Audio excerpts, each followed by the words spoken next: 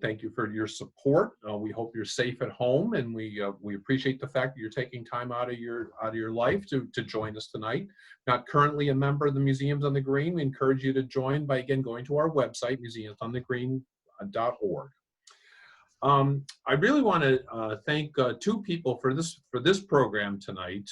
Besides Professor Rossbottom, who is a professor of French and European Studies at Amherst College, but I really want to thank a gentleman named John Kuhnhart, who's the manager of multimedia services at Amherst College. John has made my life very easy for this because he's the pro. He actually knows Zoom, as opposed to me, who's been faking it till I make it. So if you would give a virtual clap of the hands to John, because he's the one that's making this possible. So if you'd sit back, I want to introduce tonight's speaker. Would you, Ronald Rossbottom, again, the professor of French and European Studies at Amherst College and the former dean of Amherst College. So Professor Rossbottom, the floor is yours. Oh, thank you very much. And I'm glad to be here this evening. I wish I were in Falmouth. In fact, when I first got the invitation, I was invited to Falmouth. And but unfortunately, we had this pandemic. So I am now self-isolating in Western Massachusetts, near Amherst College.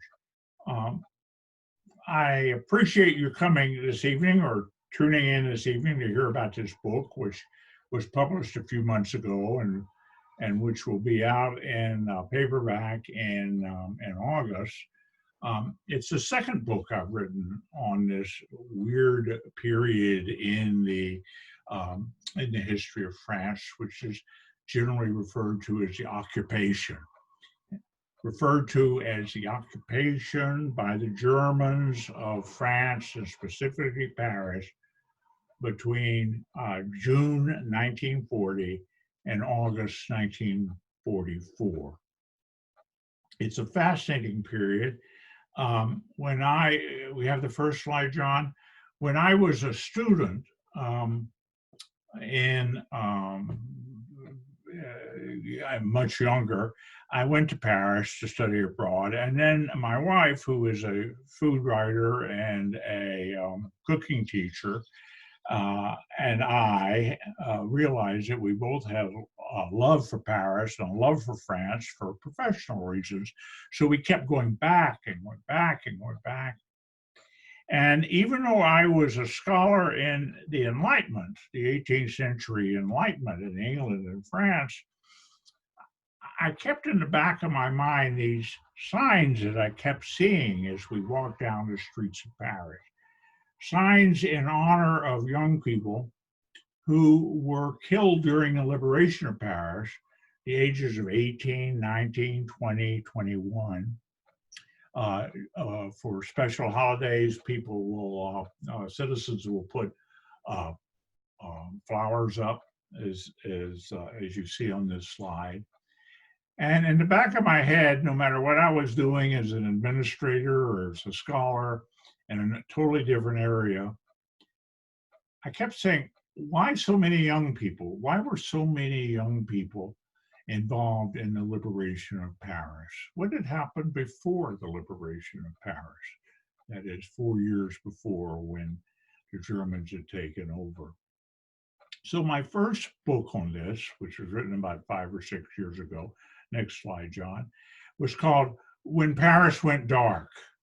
And it was an attempt to explain what it was like to live in Paris under the occupation, what it was like to live as a Parisian and in fact as a German in Paris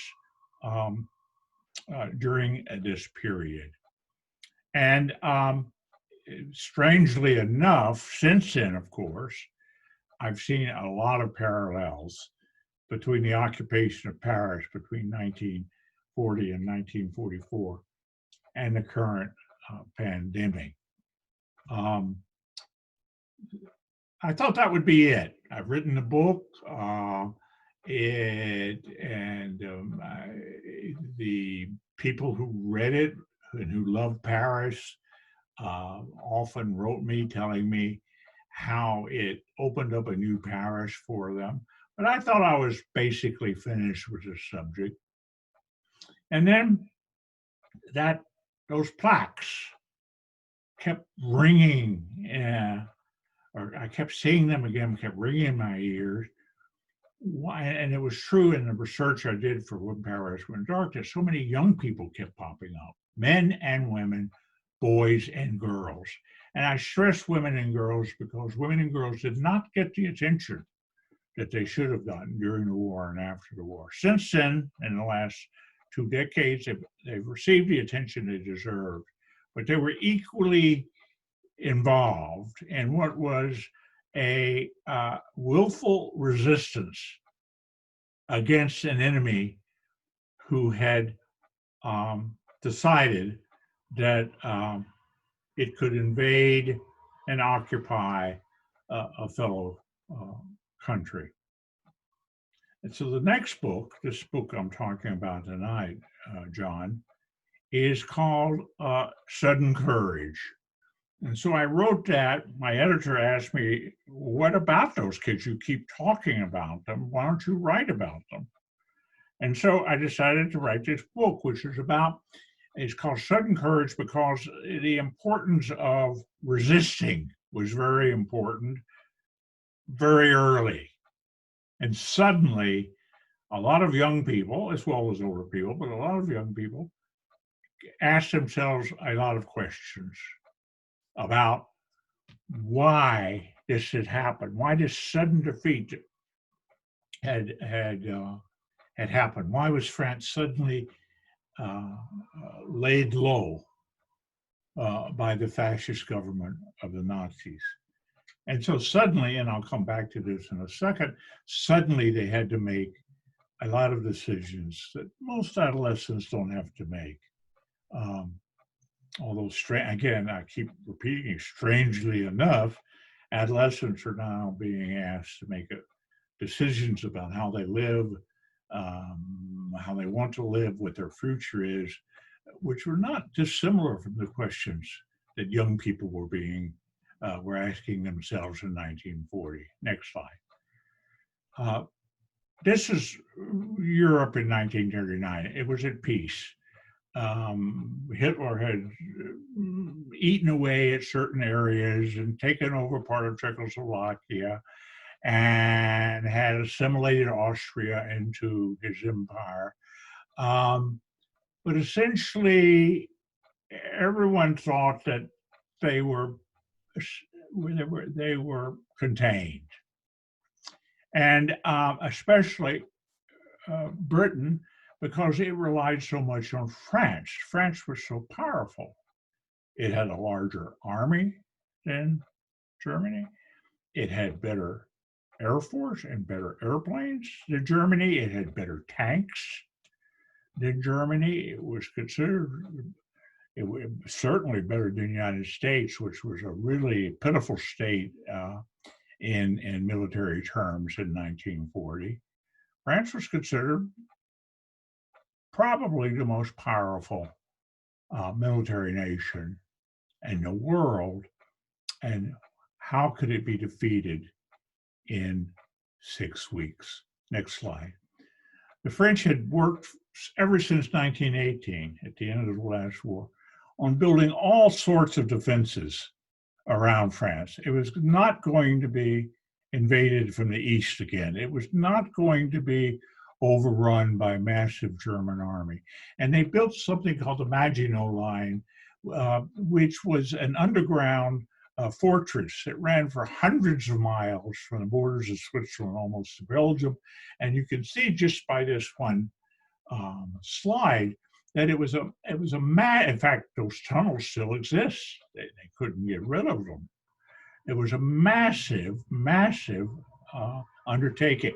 Defense ministers from all over Europe including the King of England, came and visited these with his train tracks, his internal telegraphs, telephones, air conditioning, before many people had thought a lot about air conditioning, hospitals, huge canteens. It was and on top of these tunnels were some of the most powerful armament in existence, aimed at Germany. Next slide. But the Germans went around the Maginot Line. They left it behind. And they used it later, by the way, at the end of the war for their own defense. But essentially, they left it behind, and they came and they surprised the French by coming in from the north, from the northeast. And suddenly, Paris fell in June, 5 weeks after the war began. By the way, the war had begun in 1939 with the invasion of Poland. But France and England, who were allies of Poland, hadn't done very much to help Poland and hadn't really done very much to control the Germans. And so there hadn't been much of a war between September of 39 and May of 1945. It was called the Phony War or the Sitting Down War.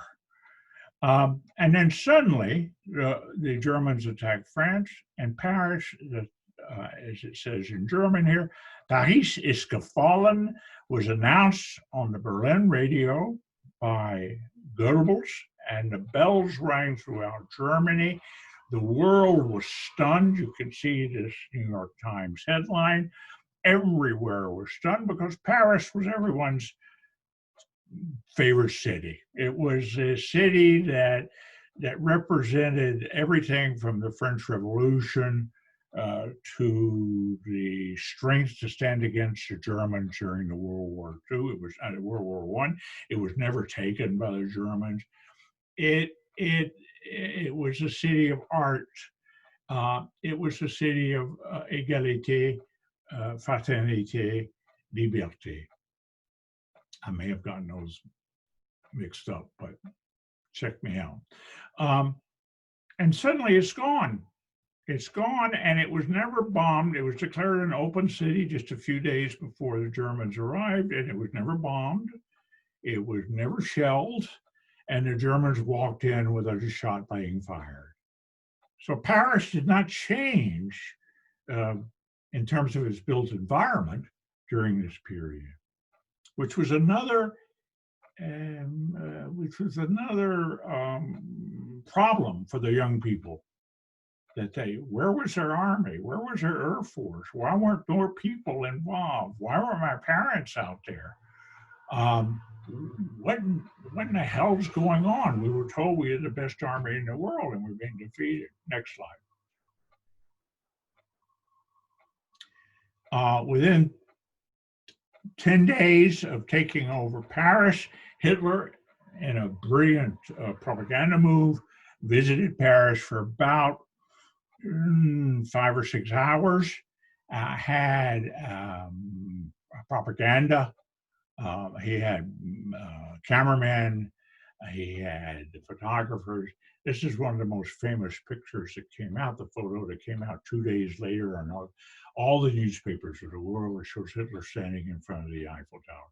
Here is Adolf Hitler standing in front of probably the best known built monument in the world, which was the Eiffel Tower. And that was 2 days after Paris was taken in June. It was about a week after Paris was taken in June 14. It was somewhere in June 22 or 23. It stunned the world. The world was absolutely stunned, but it had nothing to do with how stunned the French were. Next slide. Next slide. The Germans were brilliant. They realized that France was too big. It's a large country. It was too big to control completely. They didn't have the army. They had to worry about England. Nope, go back. They had to worry about England. They had to worry about, in the back of their minds, Russia. No one knew this, but certainly Hitler did.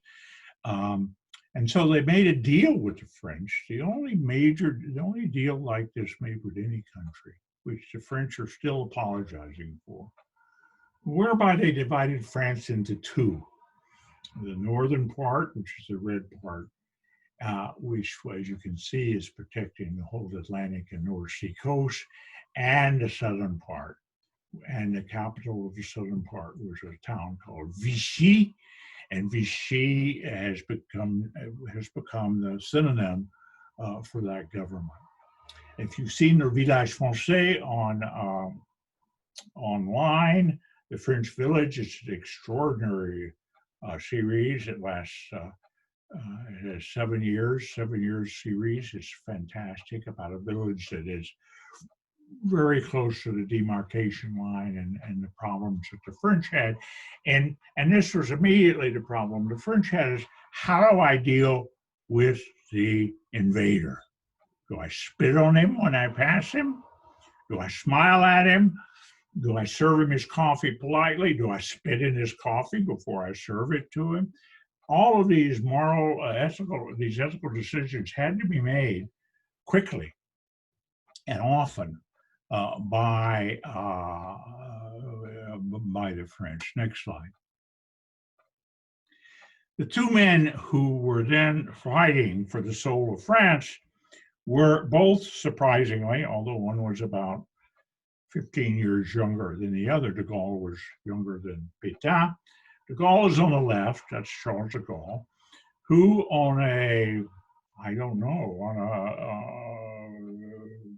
he just emotionally and suddenly left France. He was a junior minister to government and flew to London. No one had ever heard of him except the people in the army. He'd been known as a great tank commander. In fact, he'd won a couple of battles during the war. He believed in the tanks. He didn't think the French knew how to use the tanks, which of course is why they got defeated. They didn't know how to use the tanks. On the other side was a man who essentially was given credit for winning the war in World War I, Philippe Pétain. He was much older. He was in his 80s. And he, in fact, had been a mentor of de Gaulle. And he immediately declared Gaulle a traitor, and he was given the death sentence. De Gaulle's in London. Pétain, who was loved by the French, and for a few months, this division, this treaty was seen as being very smart.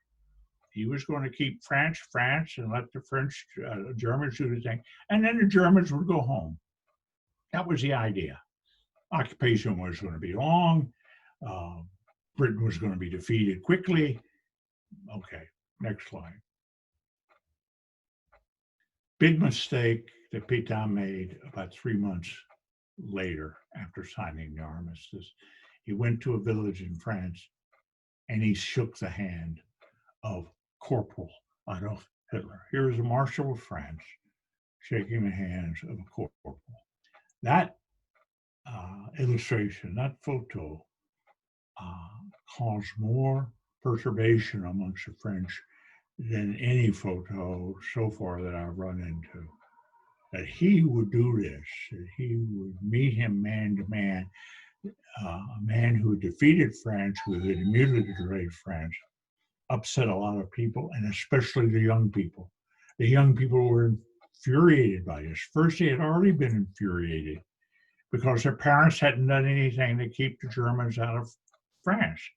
The German army had retreated in great numbers and mixed themselves up with all of the Frenchmen who were retreating from Paris and going south to avoid the Germans. And so they were already upset with the Vichy government. And to see this sign, to see this handshake, which was really probably the most important handshake of the 20th century, at least in terms of French history, began to eat at the foundation of the Vichy government, the Pétain government. And from then on, most of the resistors were not only fighting the Germans, they were fighting the collaborators in the Vichy government.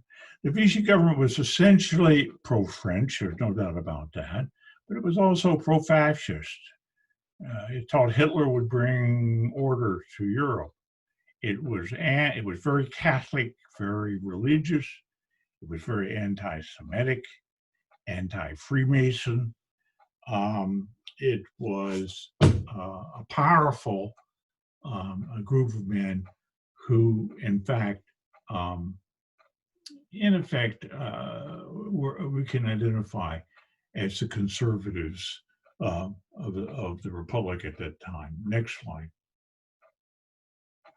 Now, we move now to my book in a way.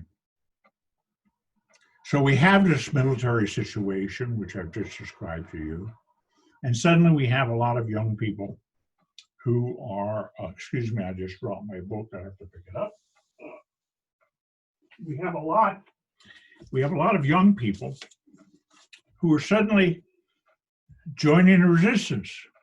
Now, the resistance was not established. It was not sort of centrally run from London. In fact, the Gaulle didn't trust the resistance because it was powerfully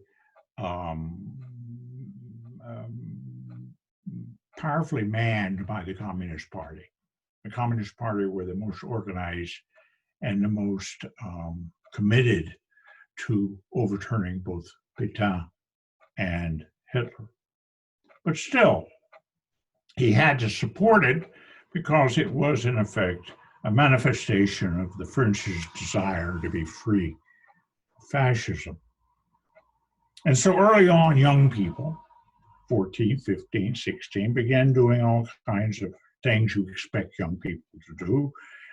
They hooted at Germans in the street. They published on their little mimeograph machines, any mimeograph machine they could find. They published papers and tracts that they passed out in metros and passed out on the streets.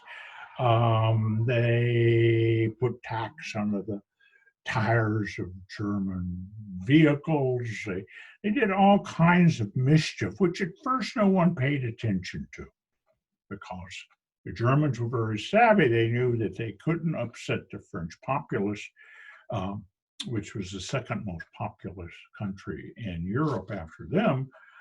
So let's leave them alone. Let them raise their hell and we'll leave them alone. But then it got worse. It got worse and worse. The young people began getting arms. They began getting organized by the communists and by others. And as a result, the Germans decided that the best thing to do was to show force in closing off these options of resistance, and that included mass arrests and executions. And Guy Moquet, this young man you see here, this paper was published 4 years after his death, or 3 years after his death. Guy Moquet was one of the first young men who became a martyr for the youth. And this is very important because the Germans knew, the German army knew that it didn't want to create martyrs, but Hitler didn't give a damn. So next slide. This next slide warns or advises the populace, or warns the populace, that a German colonel has been killed in Nantes, a major city on the Normandy coast, and that they'll give a huge reward if they can find out who did it. And as it turned out, they didn't find out who did it. So Hitler said, I want 100 French hostages shot. Well, the military, of course, went crazy. They knew if they did this, they'd have to have a lot more military in Paris and France. And they tried to finally talked him down to 50. He said 50 shot if we don't catch the assassins. And so one of the places closest to Nantes where it happened was a prison camp where a young man named Guy Moquet, that was his name, was a young man named Guy Moquet, had been imprisoned at the age of 16. Well, not exactly. He'd been arrested at 16 for passing out tracts and and newspapers. But 16 was the limit that the Germans used for criminal activity. And so he was put in jail for a few weeks and then was to be released. But for some reasons, for a whole complex of reasons, he wasn't released, and he turned 17. And 17 was the first age of adulthood, according to German jurisprudence. And sure enough, this 17-year-old boy who had just turned 17 is in this prison camp. And when they come to find 50 people, they found them. Of course, most of them were communists. They didn't have any trouble with that. There were a few Jews. They didn't have any trouble with that. But they had trouble with this. They needed 2 more. And so, and I'll read from my book, when the camp learned of the assassination, the one in Nantes that I just told you about, most of the pre-selected prisoners knew of their fate.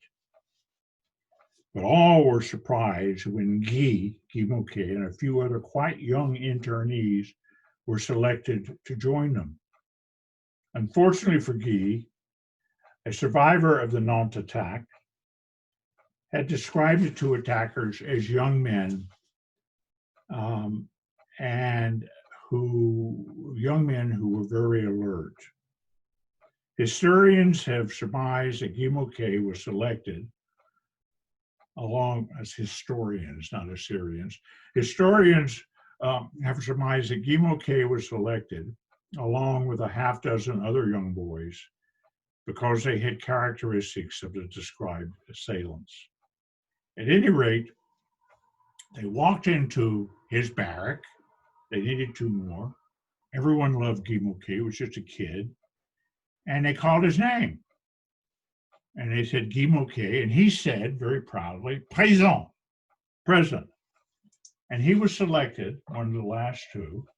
He was selected to go and be executed. And he was. It ended up, there were about 40 of them executed around France, not 50, but around 40. He was taken, people described this, he was taken down, tied to a post, but he had to wait because there were only 5 posts and they had 20 people to kill. And so every guard had to wait till the other ones were shot, etc. It was horrible. And they killed this young boy. And this young boy then, next slide, next slide. This young boy then became a symbol of what became a regular political cartoon, and one that began appearing in the movies, etc., of the young martyr.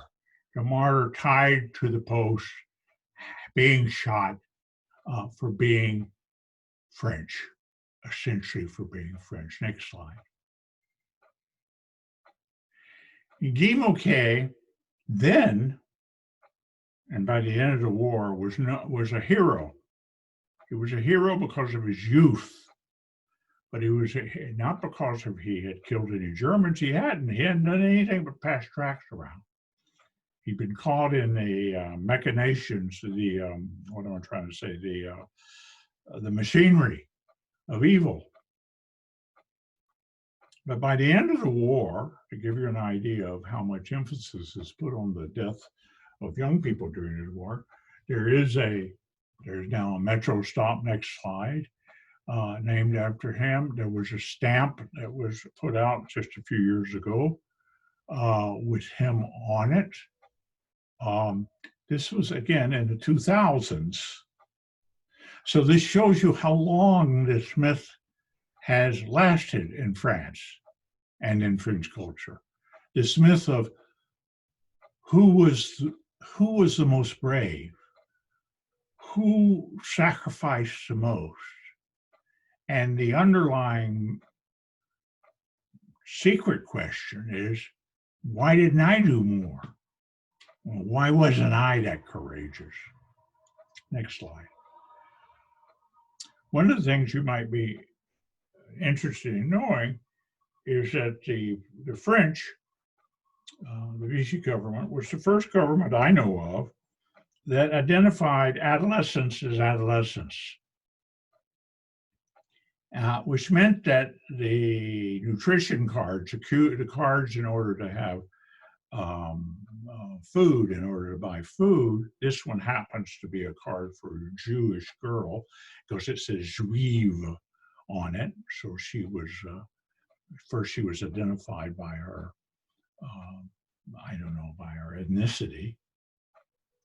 But also it has up there, you'll see the letters J3.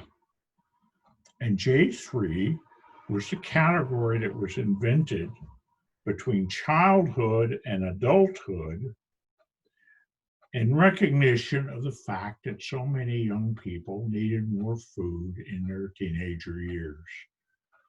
This is the first example I know of where a government, no matter how perverse its actions, recognized that being an adolescent meant that you needed more energy. Next slide. The fascination with young people was not only a fascination on the part of the resistors, it was a fascination on the part of the Vichy government and a fascination on the part of the Germans. In fact, since World War I, everyone was absolutely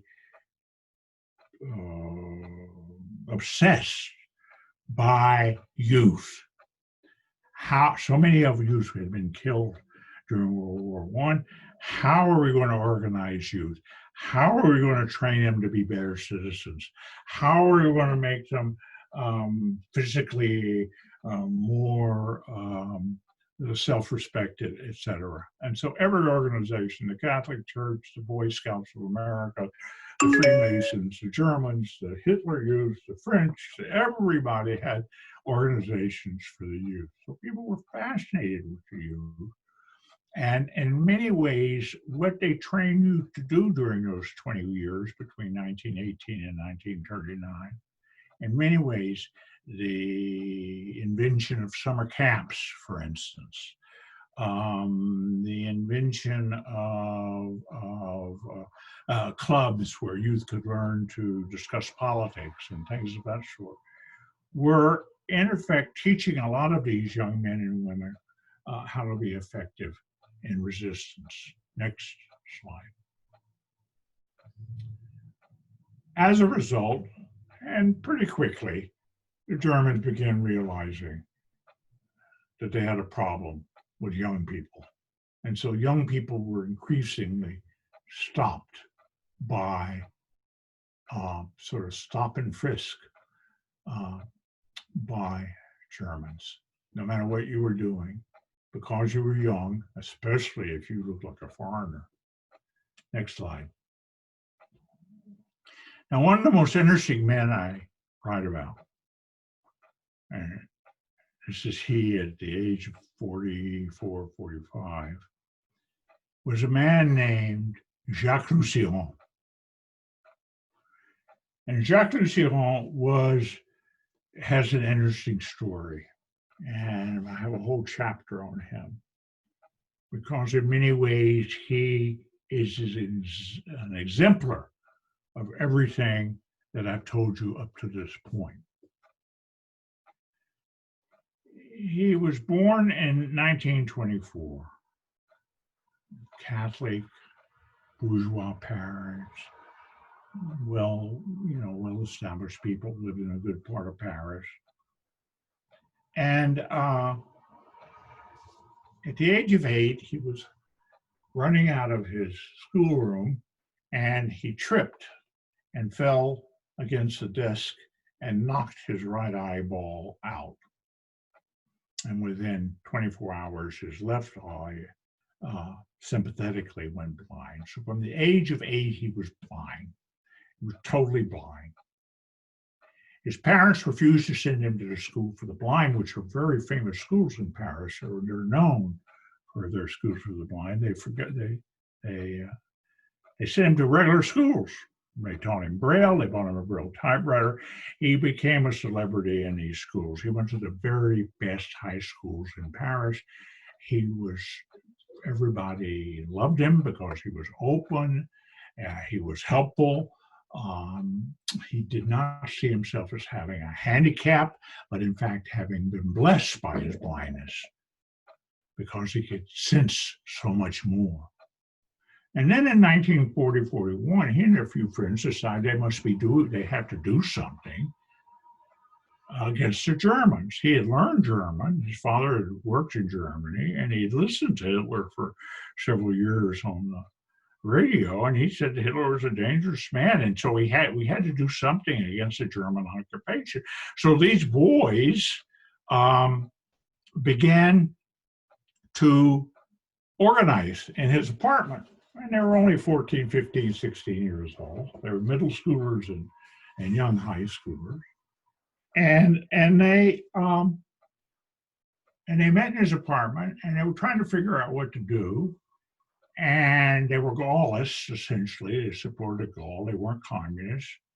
And they decided they were going to build a cohort of young men who would help distribute newspapers clandestine newspapers throughout Paris. And so by the time he was caught, and he was eventually caught, there were 600 boys in this group. He ran the largest single resistance group in Paris during the war. He had an extraordinary memory. He had 1,000 names and addresses in his memory. He could memorize everything. Everyone trusted him, and they wanted him to be the leader of the group. And he said, "Why me? I'm blind. I can't go out there like you. I can't pass things around. I can't run messages." And they said, "Because of your integrity, because of your intelligence, we want you to be our chief." And so he was. And the idea was that no member of the group could join or could be accepted without an interview with Jacques Lusseyran, the blind guy, as he became known.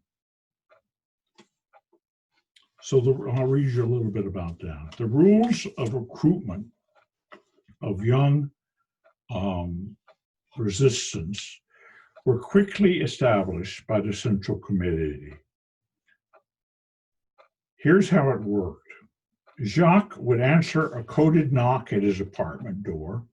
He would welcome the young man, still no women, ask his name, then lead him down a somber hallway into his darkened room, spartanly furnished, with two facing chairs in its center. At first, Jacques' blindness was discomforting for the postulant, an advantage for his interlocutor. Lusseyran would ask his interviewers to take a seat facing him, and then would begin an innocuous conversation about anything except the purpose of the interview: school, courses, the weather, his family, etc. The stranger would be anxious to talk about joining the resistance group and to assure his interviewer of his discretion and commitment, but Jacques would patiently wait until he had a sense of his interlocutor's bodily movements, the tone of voice, command at a moment. How did the visitor phrase his sentences? Was he nervous? If so, could he be made to relax? Did he shake his leg or rub his hands on his trousers? Was there the odor of sweat? None of these indicators immediately chilled an applicant's chances, but his ability to relax, to speak with unpretentious confidence, and to explain his own moral values would weigh heavily in the final decision. After the initial questioning, Jacques would pose a few questions about politics, and then he would show his interviewee to the door. The young recruit would be led again through the long hall to the door, and as it slowly closed, he would be thanked for having come. He would, of course, have wished for some kind of brevet of acceptance, but no commitment had been made, no future meeting set, until Jacques went to speak to his committee and said, "We'll take him or we won't take him." If it was a no, it was a no. Next slide. increasingly, the French, the young French, like Lusseyran, next slide after that, and Lusseyran said, became aware of what, this is a very touching photo. There's a young girl in the left-hand side, I think a girl, maybe a boy in the upper left-hand side with a yellow star. Jews began having to wear yellow stars in 1942, and the result was a lot of young people again joined the resistance in order to protect their and defend their neighbors. They even went, next slide, they even went so far as to invent stars. This is the Jewish star that every Jew of age 6 as of June 1942 had to wear, and many young Gentiles made up their own stars. This one said swing. Swing was the coolest thing in Europe at that time, the American swing. The Germans hated it, and so of course it was played all the time and posted all the time. Just swing 42, and they would wear things like this. These young people were just fearless, and the Germans had to decide whether to arrest them, and if they arrested this person, they'd go to jail for 6 months, and they did arrest a lot of people, and it had to determine whether to arrest them or how many to arrest and where to stop.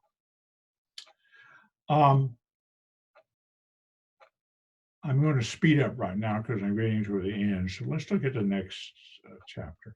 There was a beginning in 1943, 44, a lot of young people ran to the forest. They couldn't hide anymore in the cities. They were being drafted to go work in Germany. They wanted to get away from home. And so they ran into the woods. And many of them had been for scouts, Boy Scouts and Girl Scouts. And so they used those skills. And they met older people who taught them how to be resistors with guns. And the guns were often delivered by the British, who didn't really trust them because they were afraid that they would misuse them. But basically, they dropped guns for them. This group was called the Maquis for a year and a half. Next slide. One of the most famous groups was called the Manouchian gang, after the head of the gang, who was Armenian. They had been very successful in derailing trains and killing Russians. And they were all caught and arrested. And this was the most famous sign that the Germans ever put up about them, showing them all. If you had time to look at it, you could see a sort of bearded Eastern European, sort of not well dressed, looking like punks, and saying, "These are your liberators." Next slide. And one of them was a young man who was barely 18, named Thomas Elek, who they arrested, and they put in his hand, if you see in his hand, there's a tool that's used to unscrew railroad spikes so that the train will slip off the rail when it crosses it. So they put that in his hand, and then he took this picture. And he, next slide, he and all of the Manouchian gang were executed in Paris. Very well known. They were tried, of course, or, kangaroo trial, and they were executed. What's extraordinary about this execution in this photo is who took it. Who took a photo of the Germans shooting French? And by the way, many of these kids were not French. They had gone to France to escape fascism and anti-Semitism. And so many of them were from Hungary, as I said, Armenia, Poland, but they fought for France. Now, who took this picture? We don't know. We have it, we don't know. Most likely it was a German, because who else was going to be in this tightly enclosed fortress? But it shows you exactly what was going on as the war got stronger and stronger, more and more young people were being caught and executed. Next. Finally, the British began to recognize that the French resistance was doing something that it needed, especially in preparation for D-Day. And they began putting posters out like this, celebrating the resistance, which had not come out for the 3 years before. Next. And then France is liberated. It's liberated in an invasion took place in 1944. It wasn't in 1945. It was liberated. Paris was liberated in August 1944. And when Paris was liberated, everyone thought Paris was liberated. Next slide. Now this is, I don't know if you can play this, John, but this is de Gaulle right after arriving in Paris, stating how the French alone had beaten the Germans. Can you play that? Will that play? Maybe it won't. Paris, Paris outragé, Paris brisé, Paris martyrisé, mais Paris libéré, libéré par lui-même, libéré par son peuple avec le concours. Les armées de la France avec l'appui et le concours de la France tout entière, c'est-à-dire de la France qui se bat, c'est-à-dire de la seule France, de la vraie France, de la France éternelle.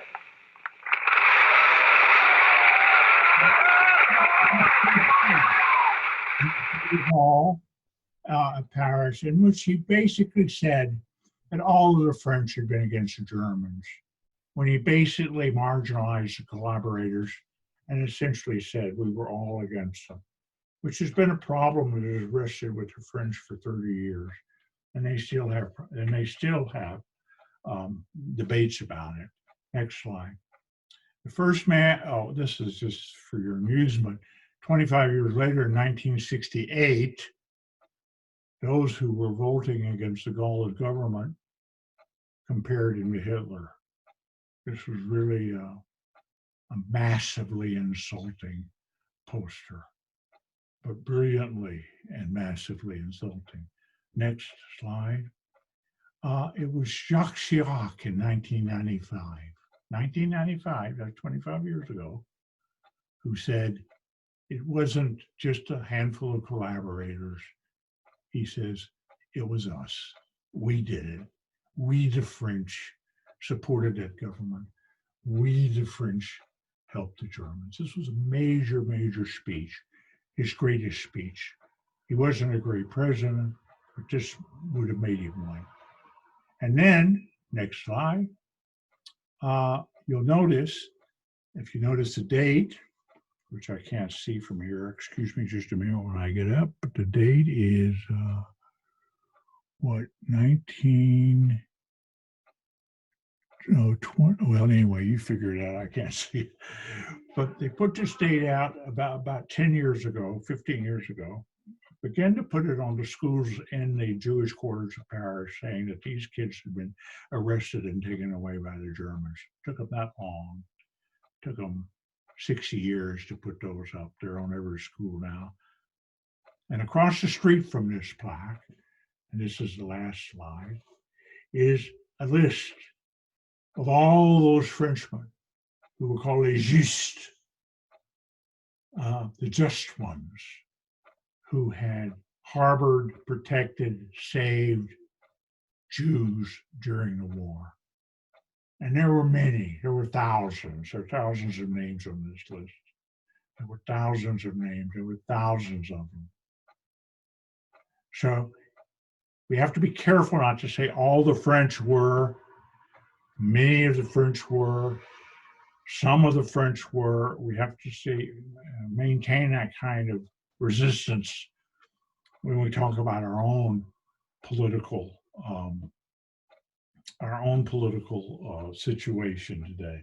Let me end with one quote from a writer in 1944 named Jean Paul.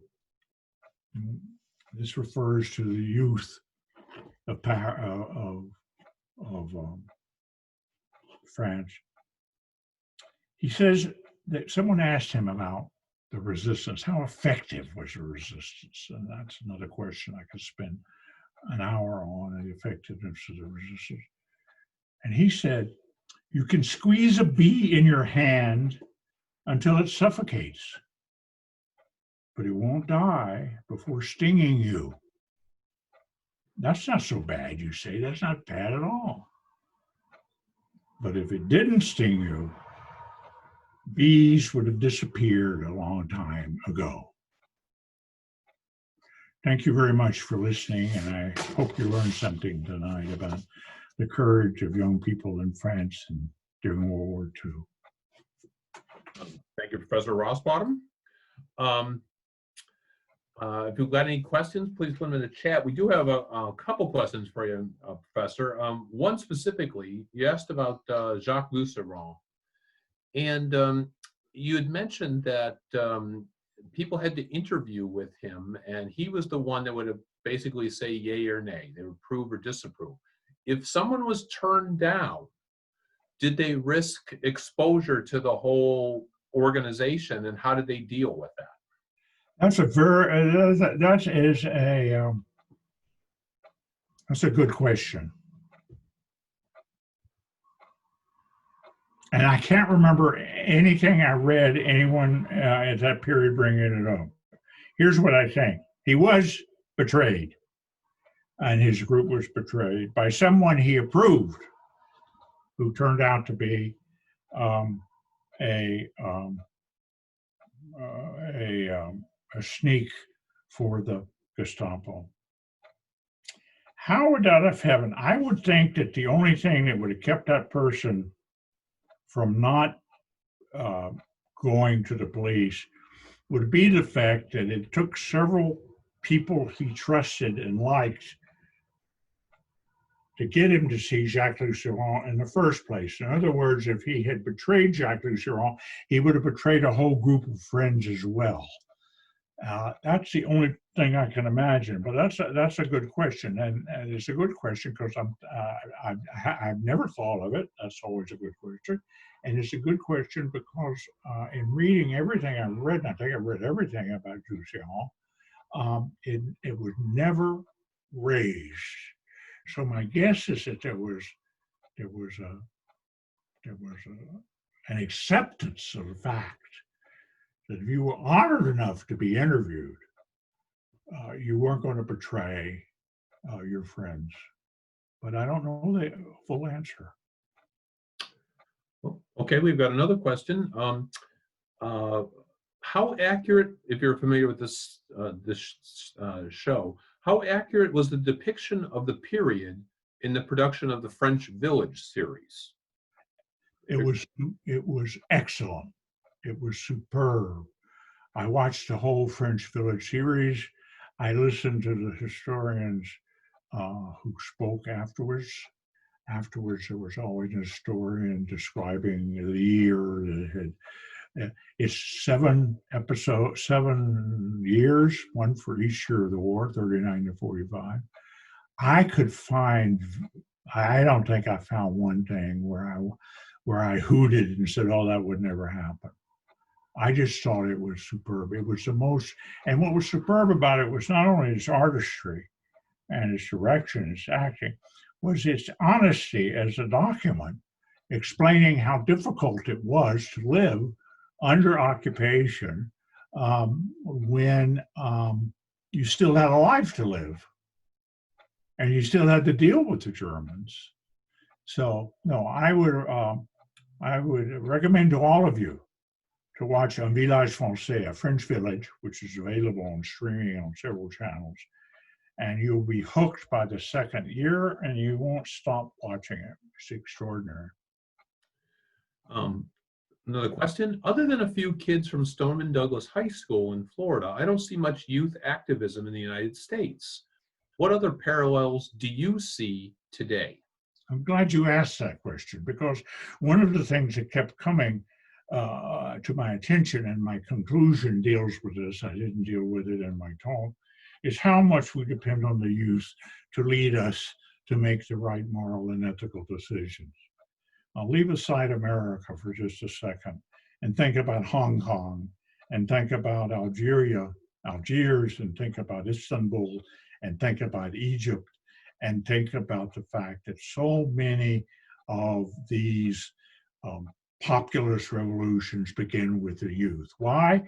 They're young, they are indomitable, they are passionate and eager, and they're also looking for jobs.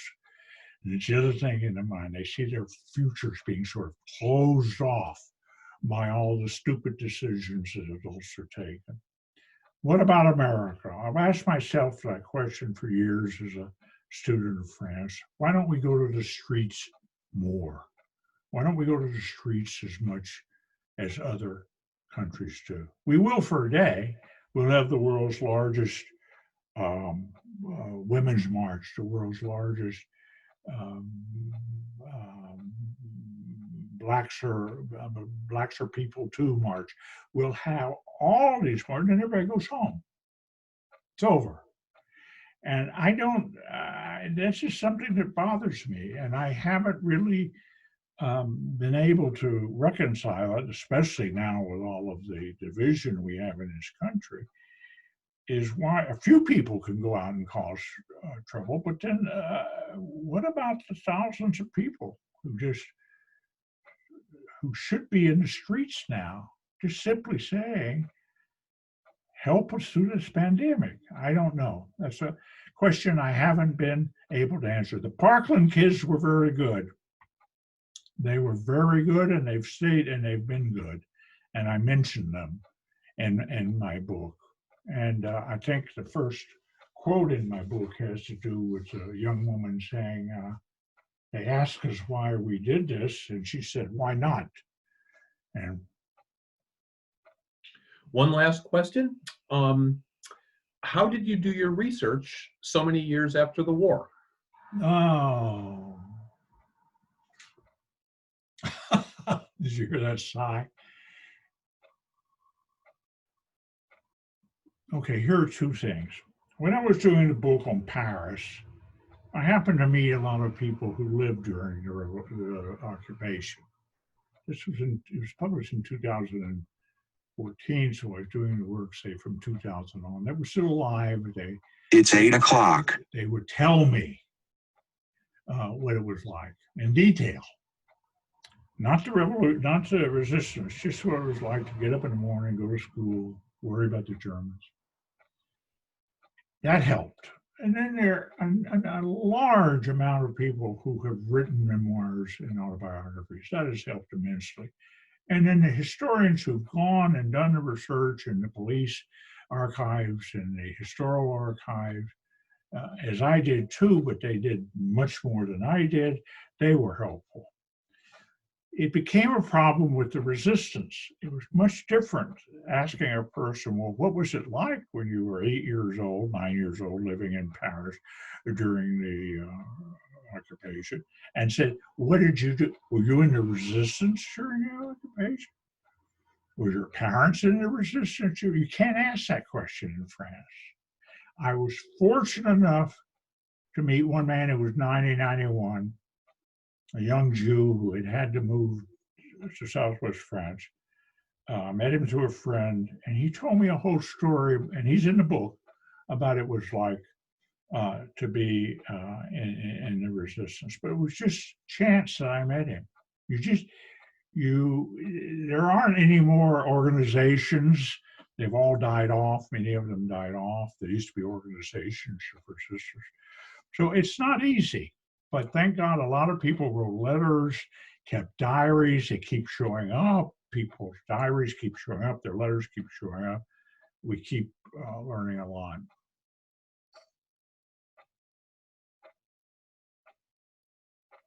Okay, I want to thank everybody for being involved tonight. I want to thank Professor Rossbottom for doing this. I want to thank John Kuhnhart for being the techie and making me look good.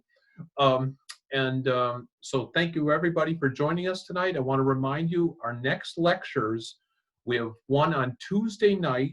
A woman named Ann Gardner Perkins has written a book called Yale Needs Women. It'll be a little bit different kind of format because she'll actually be interviewing two of the people in her book. So that's Tuesday at 7. And Thursday at 7, a gentleman named Clay Risen will be here doing what's called the Crowded Hour. It's about Teddy Roosevelt and the Rough Riders. So thank you very much, Professor Rossbottom. Thank you, John Kuhnhart. Thank you, everybody. And stay healthy, stay safe, and we'll hope to see you next week.